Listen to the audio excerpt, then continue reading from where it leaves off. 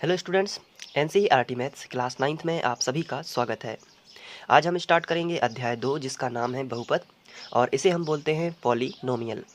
तो पॉलिनोमियल यानी कि बहुपद पढ़ने से पहले कहने का मतलब ये है कि प्रश्नावली पढ़ने से पहले हमें बहुपद से संबंधित कुछ महत्वपूर्ण चीज़ों के बारे में पता होना चाहिए। ये महत्वपूर्ण चीज़ें क्या है? जैसे कि अचर राशियाँ, चर राशियाँ, बहुपद स्वयं आखिर होता क्या है, बहुपद के प्रकार क्या हैं और शून्य क्या होता है और बहुपद के गुणनखंड क्या कहलाते हैं, क्योंकि ये पूरा का पूरा चैप्टर इसी पर आधारित है। तो अगर आप चर राशियाँ, अचर राशियाँ समझ लेंगे तो आप बहुपद की अवधारणा को अच्छे से समझ पाएंगे और इसके बाद आप जीवन में कभी भी बहुपद नहीं भूलोगे। तो सबसे पहले क्या करना पड़ेगा आपको, हम जानते हैं अचर राशियों के बारे में। चलिए, अचर राशियाँ क्या कहलाती हैं? तो जैसे कि डेफिनेशन से स्पष्ट, अचर राशियाँ यानी कि वे राशियाँ जिनके मान निश्चित होते हैं। अब आप कहेंगे कि अचर राशियाँ ऐसी राशियाँ होती हैं जिनके मान निश्चित होते हैं। निश्चित होते हैं इसका मतलब ये होता है कि वो सभी अंक होते हैं, यानी कि गणित के सभी अंक अचर राशियाँ कहलाएंगे। जैसे 1, 2, 3 ये जितने भी अंक हैं ये सभी किसके अंतर्गत आ जाएंगे? अचर राशियों के अंतर्गत। जैसे कहीं पर 2 लिखा है तो वो 2 ही माना जाएगा, चाहे आप अगर इसे 5वीं में पढ़ते थे तो 2 ही मानते थे और जैसे आप 9th में पहुंच गए तो भी इसे क्या मानोगे? 2 ही मानोगे। तो अचर राशियां क्या होती हैं? सभी अंक होते हैं जिनके मान निश्चित होते हैं। अगर किसी क्वेश्चन में 2 लिखा है या किसी सॉल्यूशन करते समय आपको 2 लिखना पड़ रहा है तो वो 2 ही रहेगा, कभी इसको हम 3 नहीं मानेंगे। इसको हम थोड़ा चर राशियों से रिलेट करते हैं। चर राशियाँ क्या कहलाती हैं, आइए देखते हैं। चर राशियों का मतलब होता है वे राशियाँ जिनके मान अनिश्चित होते हैं। अनिश्चित होते हैं का मतलब होता है बदलते रहते हैं। अब ऐसे कौन से उदाहरण देख लेते हैं, जैसे कि ABCXYZ, यानी कि अंग्रेजी के जितने भी अल्फ़ाबेट हैं जो हम सॉल्यूशन में उपयोग करते हैं यानी हल करते समय उपयोग करते हैं, वो सभी चर राशियों के अंतर्गत आएंगे। अब दोनों को बहुत अच्छे से समझ लेंगे क्योंकि कंपैरिजन करने से ही आपको समझ में आ जाएगा। जैसे किसी क्वेश्चन में, जैसे कोई भी क्वेश्चन है तो जैसे वहाँ पे हम x बराबर कभी 1 ले लेते हैं तो कभी 2 भी ले लेते हैं, कभी 3 लेते हैं। x का कोई भी मान हो सकता है, तो x का जो मान है वो बदलता रहता है, इसलिए इस x को हम चर राशियों के अंतर्गत रखते हैं।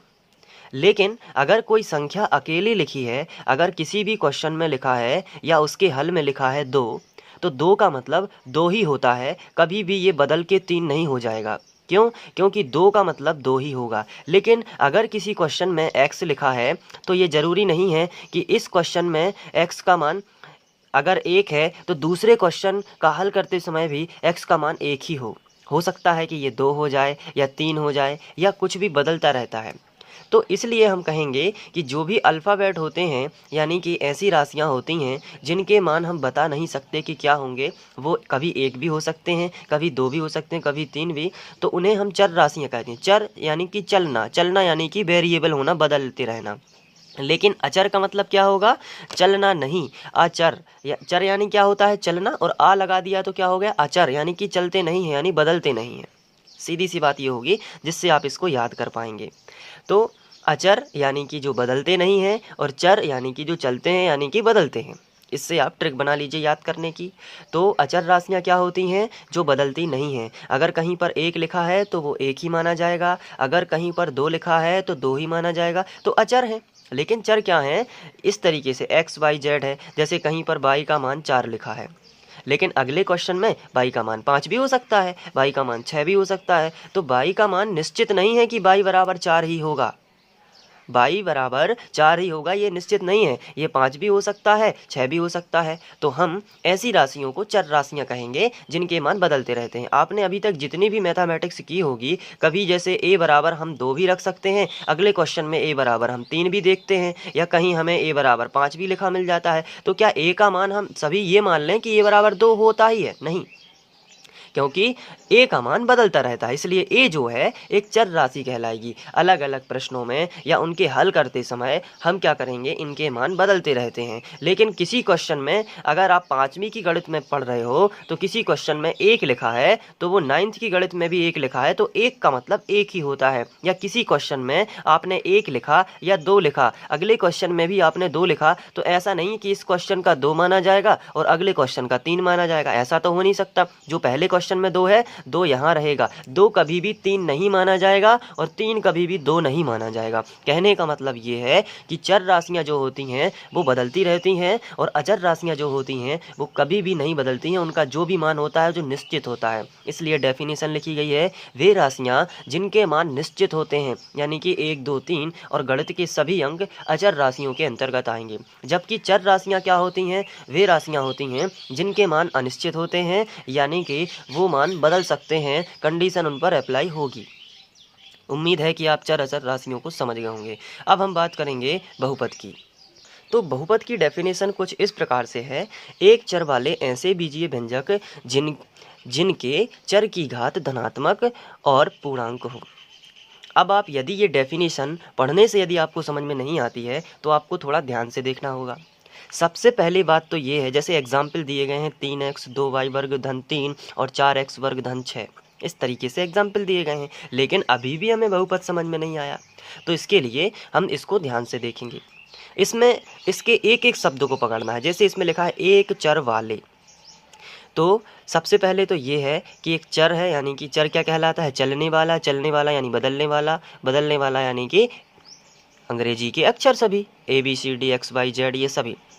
तो ऐसे बीजीय व्यंजक जिनमें चर की घात कैसी हो, धनात्मक। अब आपको किसे बहुपद कहना होगा और किसे बहुपद नहीं कहना होगा, इसके बारे में थोड़ा समझ लीजिए, क्योंकि प्रश्नावली 2.1 यहीं से स्टार्ट होती है कि आप बहुपद पहचानने के लिए आपसे कहा गया है। तो ये चीज़ आपको काफ़ी इम्पोर्टेंट देखने के लिए है।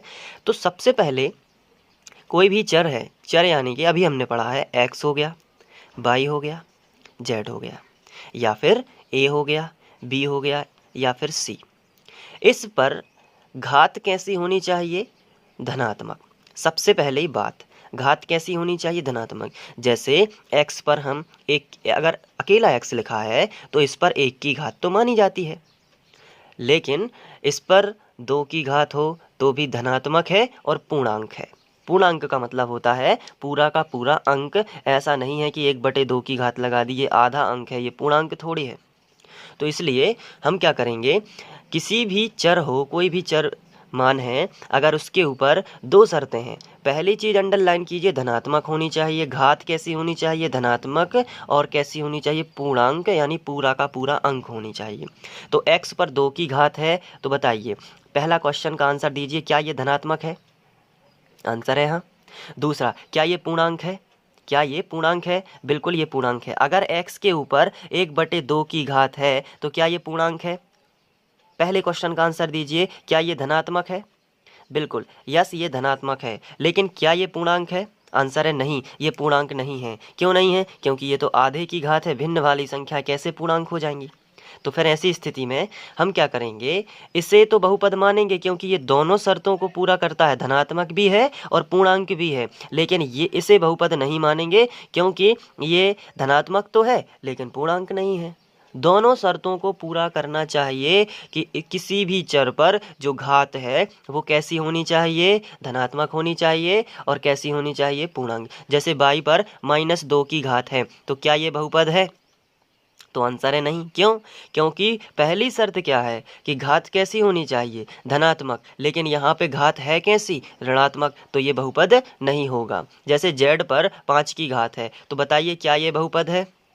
तो आंसर है हाँ, ये बहुपद है। क्यों? क्योंकि बहुपद की शर्त क्या है कि घात कैसी होनी चाहिए, धनात्मक होनी चाहिए। घात धनात्मक है क्या?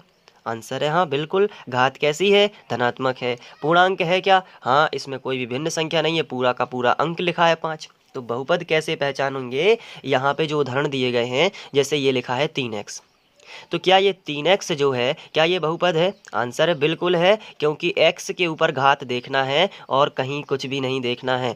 जो भी चर राशियां होती हैं उन्हीं को देखना है। इसमें तो केवल एक ही चर राशि है, वो क्या है? x है। तो x पर घात देखिए, तो घात तो लगी नहीं है। तो जब कोई भी घात नहीं लगी रहती है तो घात कितने की मानी जाती है? एक की घात मानी जाती है। और एक की घात अगर यहाँ पर है तो क्या होगा? अब देखिए, चर की घात कैसी होनी चाहिए? धनात्मक। बताइए क्या धनात्मक घात है? हाँ बिल्कुल है। क्या पूर्णांक है? पूर्णांक है क्या? बताइए। पूर्णांक भी है, एक पूरा का पूरा अंक है, इसलिए तो ये बहुपद है। चलिए दूसरा एग्जाम्पल लेते हैं। इसमें लिखा है 2y² धन 3। क्या लिखा है? 2y² धन 3। तो बताइए क्या ये बहुपद है? तो आपको बहुपद चेक करने के लिए सबसे पहला स्टेप है कि आपको चर ढूंढना है। चर कहाँ है? ये 2 तो अचर है और ये 3 भी अचर है, क्योंकि ये तो अंक है। गणित के सभी अंक अचर हैं। गणित के सभी अंक क्या हैं? अचर हैं। तो ये x y z ये चर है। तो बाई को देखिए, बाई को केवल देखना है, आपको बहुपद पता चल जाएगा। बाई पर बताइए धनात्मक घात है क्या? आंसर है हाँ, धनात्मक घात है। क्या पूर्णांक की घात भी है? हाँ, पूर्णांक की घात भी है।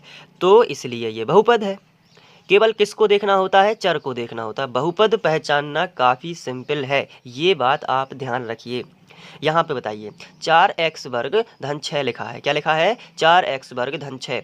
तो सबसे पहले किसको देखना होता है? आंसर है चर को देखना होता है। चर पर कितने की घात है? 2 की घात है। बताइए धनात्मक है क्या? आंसर है हाँ, धनात्मक तो है। क्या पूर्णांक भी है? हाँ, पूर्णांक भी है, पूरा का पूरा अंक है, इसलिए तो ये बहुपद है। अब मैं आपसे कुछ पूछता हूँ, आपको सही और सटीक आंसर देना है, ठीक है? चलिए मैं यहाँ पे एक बहुपद या बहुपद नहीं है आपको बताना है। मैं यहाँ पे कुछ लिखता हूँ, जैसे कि 2x पर 4 की घात धन 6। बताइए क्या ये बहुपद है कि नहीं है? तो आंसर है बहुपद है। बहुपद क्या है? अगर मैं यहाँ पे लिखता हूँ √x+3, तो बताइए क्या ये बहुपद है? क्या जवाब होगा आपका? बहुपद है कि नहीं? तो इसका जवाब आप सुनिए। x पर अंडर रूट लगा है और करणी का मतलब मैंने आपको बताया है x पर 1/2 की घात है। आधे की घात को करणी बोलते हैं। इतना तो आपको मालूम होगा कि आधे की घात को क्या बोलते हैं? करणी बोलते हैं, यानी अंडर रूट बोलते हैं।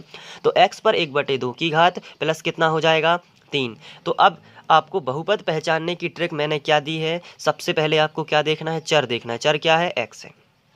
चर पर अब घात देखिए, घात की 2 शर्तें होनी चाहिए, धनात्मक भी होनी चाहिए और पूर्णांक भी होनी चाहिए। बताइए घात धनात्मक है क्या? आंसर है हाँ, घात धनात्मक तो है, लेकिन क्या पूर्णांक है? आंसर है नहीं, पूर्णांक की घात नहीं है। क्यों नहीं है? क्योंकि आधे की घात है, ये पूर्णांक तो है नहीं। 1/2 यानी क्या होता है? आधा। भिन्न की संख्या की घात हो तो वो बहुपद नहीं हम लोग कहेंगे, इसलिए ये बहुपद नहीं है। तो एक सीधी सी बात यहाँ पे निकल के आती है कि अगर किसी बहुपद पर, अगर किसी मतलब कोई भी समीकरण हमें दिया गया है इस तरीके से, और अगर उसमें चर पर अंडर रूट लगी हो, फिर से समझिए, अगर किसी चर पर अंडर रूट लगी हो तो हम देख के ही कह सकते हैं कि बहुपद नहीं है, सीधी सी बात। अगर करणी लगी है तो हम क्या कहेंगे कि ये बहुपद नहीं है। आपको ज़्यादा सोचने की ज़रूरत नहीं है, क्योंकि चर पर करणी नहीं होनी चाहिए। अगर मैं आपसे पूछता हूँ, अगर ये क्वेश्चन है, बताइए ये बहुपद है कि नहीं है? अगर ये क्वेश्चन दिया मैंने, बताइए बहुपद है कि नहीं है? तो क्या जवाब होगा आपका? इसका सही जवाब होगा बहुपद है। क्यों?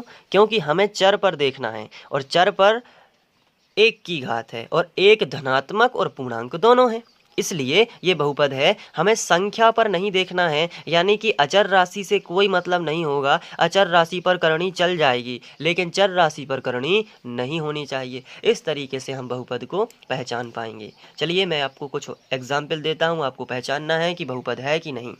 पहला क्वेश्चन आपके सामने है, आपको बताना है कि ये बहुपद है कि नहीं। तो इसका सही आंसर है बहुपद है। क्यों है? क्योंकि आपको चर देखना है। चर क्या है? टी। टी पर कितने की घात मानी जाती है? 1 की घात, और 1 की घात है इसलिए धनात्मक भी है और पूर्णांक भी है, इसलिए ये क्या है? बहुपद है। चलिए नेक्स्ट क्वेश्चन देता हूँ। चलिए बताइए ये बहुपद है कि नहीं। तो इसमें आपको देखना है चर को। इसका सही आंसर है कि ये बहुपद नहीं है। अब आप कहेंगे क्यों नहीं है? क्योंकि आपको चर देखना है, इसमें 2 जगह चर है ना, यहाँ भी है और यहाँ भी है। तो पहले चर में कोई दिक्कत नहीं है, घात धनात्मक भी है और पूर्णांक भी है, लेकिन दूसरे चर में है प्रॉब्लम, क्योंकि यहाँ पे अंडर रूट लगा है और चर पर अगर चर है और उस पर अंडर रूट लगा है तो बाकी ये भी कुछ नहीं करेगा, पूरा का पूरा बहुपद क्या हो जाएगा, नहीं, क्योंकि एक भी चर पर अंडर रूट नहीं होनी चाहिए, एक भी चर पर क्या नहीं होनी चाहिए, अंडर रूट। तो इस तरीके से हम बहुपद को पहचान पाएंगे। और जब हम प्रश्नावली 2.1 करेंगे तो उसमें भी आपको बहुत अच्छे से समझ में आने वाला है कि बहुपद आखिर होता क्या है। अब इसके आधार पर हम कुछ एक दो बातें और जानेंगे, जैसे बहुपद के प्रकार। तो बहुपद के प्रकार जानने के लिए हम दो बातें यहाँ पे जान लेते हैं। बहुपद एक तो घातों के आधार पर बांटा गया है और दूसरा पदों के आधार पे। तो सबसे पहले यदि बात की जाए घातों के आधार पर, तो घातों के आधार पर होता क्या है कि जैसे कोई बहुपद है, जैसे ये 3x हमने ले लिया, दूसरा है 3x वर्ग प्लस 4 और तीसरा है 3x घन प्लस 4। इस तरीके से मैंने सिंपल एग्जाम्पल लिए हैं पहले आपको समझाने के लिए, उसके बाद में जटिल एग्जाम्पल भी ले लूँगा। तो घातों के आधार पर मतलब ये होता है कि जैसे ये 3 प्रकार के बहुपद हैं, ये बहुपद हैं क्योंकि यहाँ पे चर की घात धनात्मक और पूर्णांक है, यहाँ पे चर की घात धनात्मक और पूर्णांक है, इसलिए ये बहुपद तो हैं। लेकिन ये किस प्रकार के बहुपद हैं वो भी घातों के आधार पर बताना है। तो जैसे अगर चर पर अधिकतम घात 1 की हो, जैसे इसमें चर क्या है, x है, x पर कोई भी घात नहीं लगी है, तो हम लोगों ने क्या समझा था कि अगर x पर कोई भी घात ना लगी हो तो वो कितने की मानी जाती है, 1 की घात। और 1 की घात को आज से हम बोलेंगे रेखीय बहुपद। क्या बोलेंगे, रेखीय बहुपद। ये हो गया हमारा घातों के आधार पर पहला प्रकार। अगर किसी बहुपद में 1 की घात हो तो उसे हम रेखीय बहुपद कहेंगे।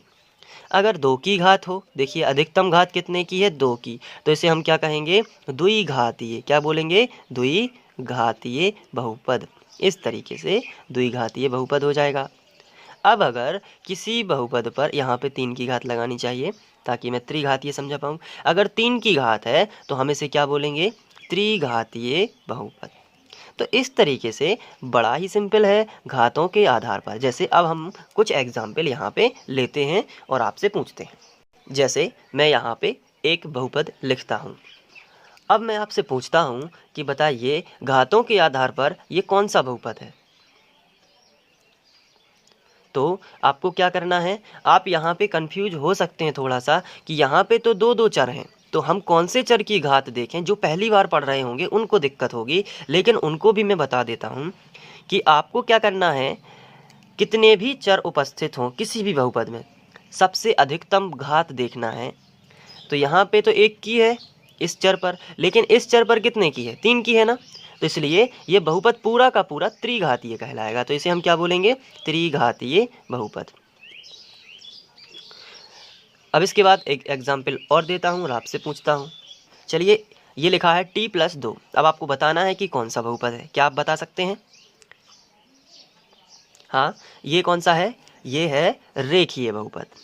रेखीय बहुपद, क्यों रेखीय बहुपद है, इसलिए है क्योंकि यहाँ पे जो चर है उस पर कोई भी घात नहीं लगी है, तो कितने की मानी जाती है, 1 की मानी जाती है। और 1 की घात को क्या बोलते हैं, रेखीय बहुपद। तो इस तरीके से घातों के आधार पर भी हम लोग पहचान लेंगे कि कौन से होते हैं। लेकिन अब हम बात करेंगे बहुपद के पदों के आधार पर बहुपद के प्रकार।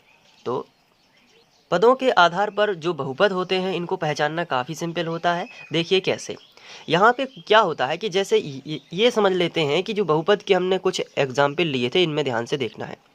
इसमें क्या है कि एक जो प्लस का चिन्ह होता है या बहुपद के अंदर माइनस का चिन्ह होता है, ये हमें उस बहुपद के पदों को अलग करता हुआ दिखाई देता है। जैसे कि यहाँ पे एक पद ये है और चिन्ह के बाद एक दूसरा पद ये हो गया।